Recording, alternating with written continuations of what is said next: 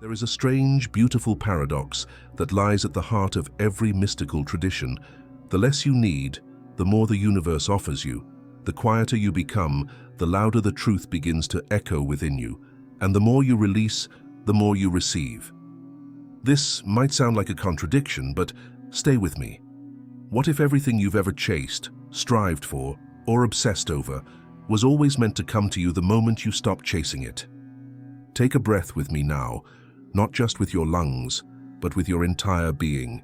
Let everything soften for a moment, because this message is not just information, it's a remembering of a truth your soul has always known. True abundance begins where craving ends. Imagine standing before a perfectly still lake. No ripples, no wind, just silence. The surface reflects the entire sky, infinite, serene. The lake is not trying to attract the sky, it simply allows. In this stillness, everything is mirrored. Everything is drawn to its peace. That is you. Or rather, the version of you waiting beneath all the noise, all the trying, all the reaching. Today, you and I are going to explore a strange spiritual law, one that defies logic but speaks directly to the soul. You've heard phrases like, "Let go and let God," or "What you resist persists." But this goes deeper. We're talking about the magnetic power of inner emptiness, the creative force of surrender. The moment you stop grasping, a different kind of intelligence takes over, not of the mind, but of the soul. The Taoist sage Lao Tzu once whispered to the world, "If you want to be full, allow yourself to be empty. If you want everything, first give up everything." And in those few words, he gave us a map, a path to liberation that doesn't begin with gaining, but with releasing. So I invite you now, not to figure it out, but to feel it. This is not about passive inaction. This is not about doing nothing. This is about doing from a place of alignment, from stillness, from surrender. You are not here to struggle your way into peace. You are here to remember that peace was always there, the moment you stopped resisting. Let me tell you a story, not a historical one, but a symbolic one that lives within every one of us. Picture a lone wanderer crossing an endless desert. The sun is merciless. The earth beneath their feet is cracked and blistering. Every part of their body aches with thirst. They look ahead, hoping, praying for an oasis. They tell themselves, just over the next hill, just a few more steps. And with each desperate thought, the illusion of an oasis shimmers in the distance, but it never comes closer. Just more sand, more heat, more longing. Isn't this how most of us live? We chase relationships, success, validation, purpose, as if salvation is always one more achievement away. We fixate, we fantasize, we strive, and still feel dry, empty, disconnected. And yet, if the traveler were to pause, to sit in silence, to stop forcing their way through the desert, something unexpected might happen. In their stillness, a breeze touches their face. The heat becomes less unbearable. The world begins to soften. And then, there it is. Not imagined, not hallucinated, but real. A spring bubbling quietly from the ground, hidden in plain sight. The oasis was never far. It was never separate. It only revealed itself when the desperation dissolved. Let this be your turning point. Let this be the moment you stop running, because what you're seeking is already seeking you. But it cannot reach you while you're clinging, grasping, and forcing your way through life. Let's go deeper. Desire is a strange force. It fuels invention, passion, and movement, yet when it becomes fixation, it quietly becomes a prison. We've all felt it, the inner grip, that tightening around something we feel we must have. The job, the person, the outcome, the future. And the more we cling, the more reality seems to slip through our fingers like sand. We're taught that if we want something badly enough, we should go after it. Push, strive, hustle. But what they never tell us is that the energy of desperation repels the very thing we long for. Have you noticed that? When you chase love from a place of lack, it hides. When you pursue peace through force, it dissolves. The truth is, the more tightly we hold, the less room there is for life to flow. Picture your hands clenched into fists. You can't catch water that way. You can't hold sunlight. But the moment you open your hands, not in defeat, but in surrender, you become receptive. You become magnetic. Surrender doesn't mean giving up. It doesn't mean passivity. It means trust. It means stepping back from the illusion that you have to control everything to be okay. The tighter you grip your timeline, the more pressure you create, and the more resistance builds in every corner of your life. Think about it. When you fought to keep a relationship alive that was already trying to end, when you've pushed yourself beyond exhaustion, chasing a goal that no longer lights you up, did it bring you closer to peace? Or did it leave you burnt out, emptied, and aching? We often confuse effort with alignment, but they're not the same. Real alignment is effortless, not because it's easy, but because it's right. It moves through you, not from pressure, but from presence. Buddhist teachings say, attachment is the root of all suffering, and yet we attach constantly to outcomes, to identities, to stories we've told ourselves about how things should be. We think, if I don't get this, I'll never be happy. Or, until this happens, I can't rest. And in that moment, we create an internal contract of suffering, binding our peace to something outside of us. But what if you are already whole? What if you are not lacking, only carrying too much? You've been taught to fill the void, but true peace is not in the filling, it's in the releasing. It's in the emptying of what no longer serves. Just like the traveler who found the oasis only when they stopped chasing mirages, you too are surrounded by blessings that cannot reach you while you're running. Lao Tzu said, "To be full, let yourself be empty." Meister Eckhart echoed, "To be empty of things is to be full of God." These aren't poetic riddles, they are instructions. The human spirit doesn't thrive on accumulation, it thrives on connection. And connection cannot happen when we are filled with noise, with grasping, with anxiety. So ask yourself, what am I trying to force? Where am I gripping? What weight am I carrying that no longer fits who I've become? The path of surrender is not about apathy. It's about clearing space. It's about making room for a deeper intelligence to guide you, one that doesn't need to be controlled, only trusted. And when you begin to live this way, from surrender instead of striving, you notice the subtle shift. Coincidences begin to increase. What once felt like obstacles become invitations. What you thought you needed falls away, and what you truly needed begins to appear. Because life was never against you. It was just waiting for you to stop resisting. Let's keep going. What if emptiness isn't emptiness at all? What if the thing you've been avoiding, the quiet, the space, the unknown, is actually where everything begins? We fear the void because we've been taught it means lack, a blank space, an absence of meaning. But in nearly every mystical tradition, the void is revered, not rejected.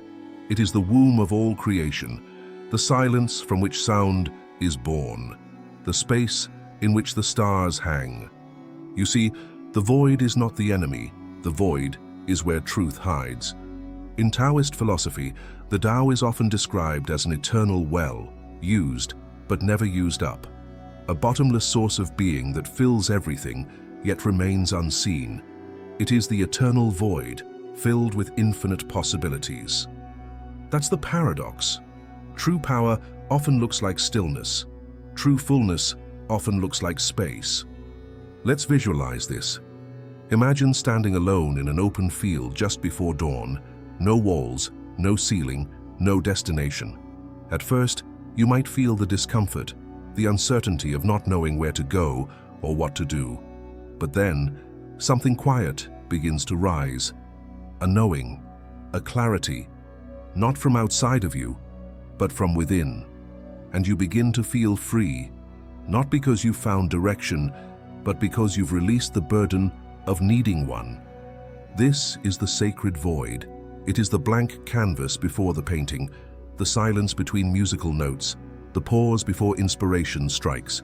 We often try to fill the void too quickly, with distractions, with goals, with noise. afraid of what we might hear in the silence.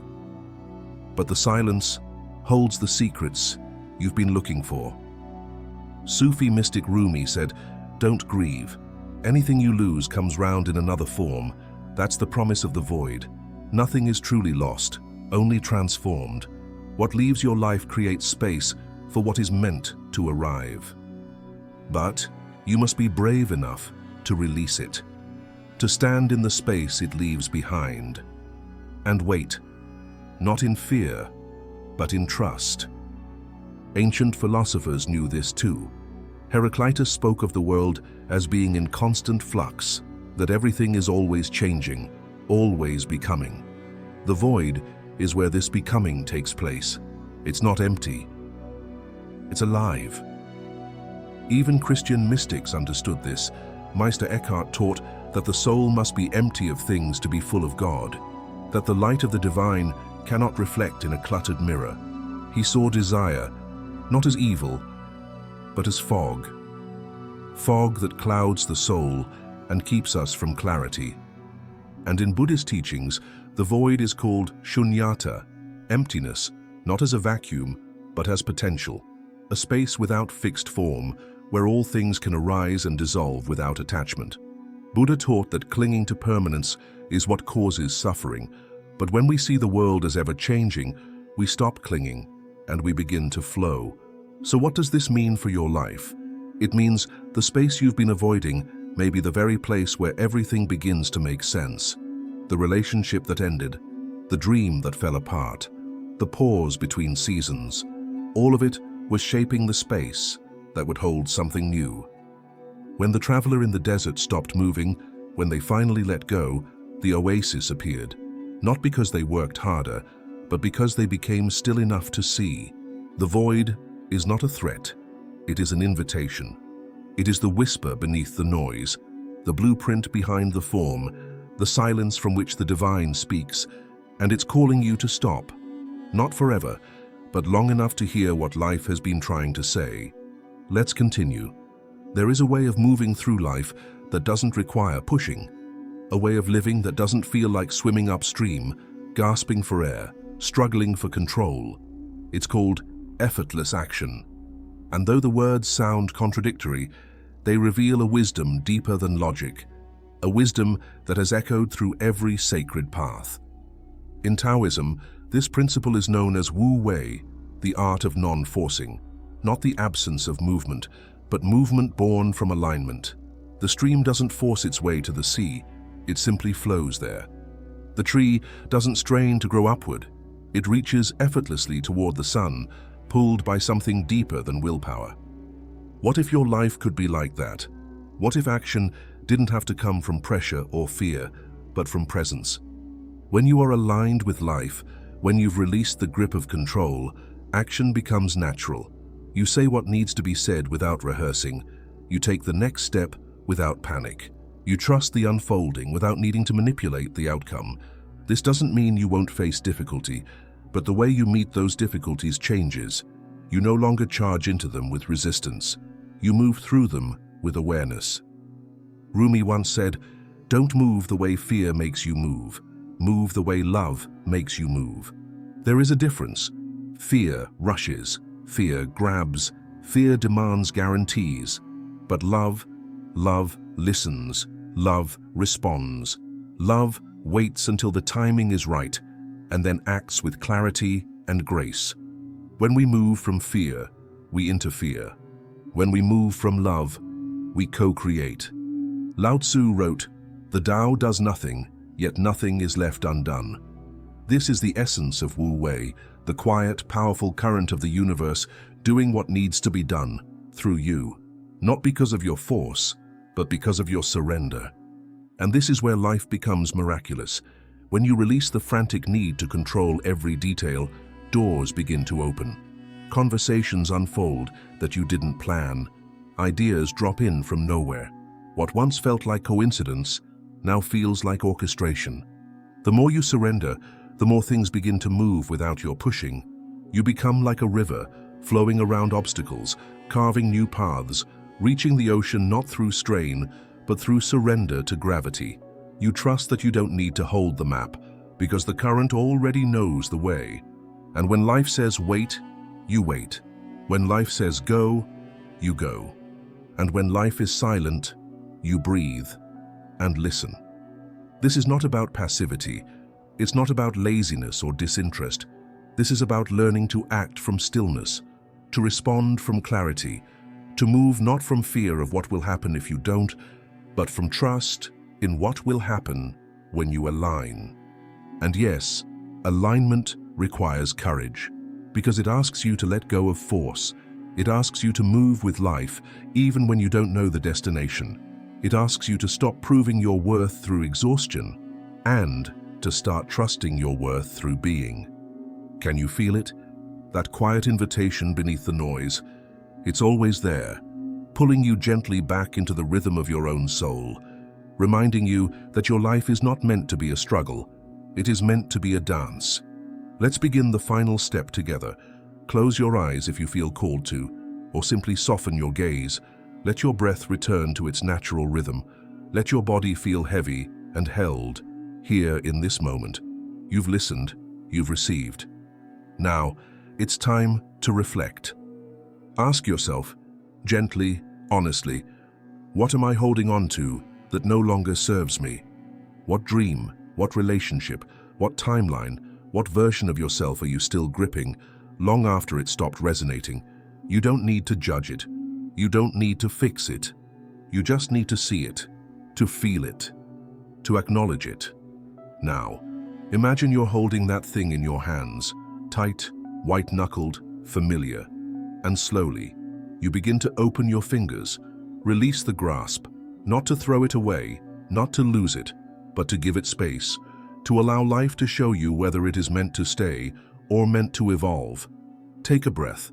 Now ask, what am I ready to receive, but have not made space for? Peace, clarity, love, rest. When we empty the noise, the chaos, the clutter, we create sacred room for life to enter.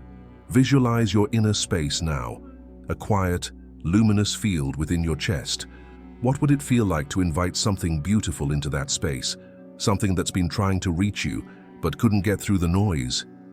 Let it arrive, not through force, but through permission. And now, the final question. How can I begin to live from trust instead of fear? Where can I let go just a little more? What would it feel like to walk through your day, not gripping, not strategizing, not bracing for impact, but trusting, flowing, responding? This is not fantasy. This is the deeper rhythm of your being. This is the soul's way of living. Because here's the truth. You were never meant to fight your way into peace. You were meant to remember that peace is your origin, that abundance is the default setting of the universe, that when you stop grasping, the current begins to carry you. Needing nothing does not mean rejecting life. It means embracing life from a place of fullness rather than lack. It means recognizing that you are already enough, already worthy, already held. And from that recognition, everything you desire begins to move toward you. Not because you forced it, but because you finally became still enough to receive it. You are not here to hustle your way into worthiness. You are here to remember the infinite worth you already carry. So walk gently now. Move slowly. Trust often. When you feel resistance, soften. When you feel fear, breathe. When you feel the urge to chase, pause and return to the stillness. And in that stillness, you will hear it. The soft rhythm of a life unfolding exactly as it should. Not in spite of your surrender, but because of it. You don't have to chase the oasis anymore. You are the oasis. You are the field. You are the current. And life is already flowing through you. Now, if this opens something in you, like subscribe and join the Mystery Skool today. You were never meant to stay asleep.